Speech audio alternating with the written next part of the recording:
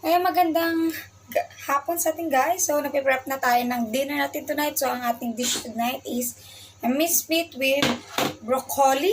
Yan, sinuko lang yung broccoli para baboy lang yan. Tapos, nagawa ko ng meat sauce. Sila lagay sa ibabaw. Tapos, meron tayong pampano tonight.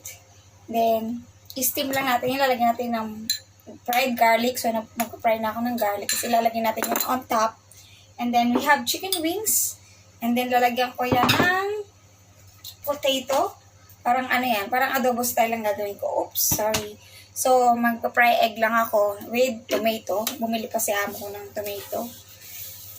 Kasi, yan, ang aming dinner for tonight. And we have some soup.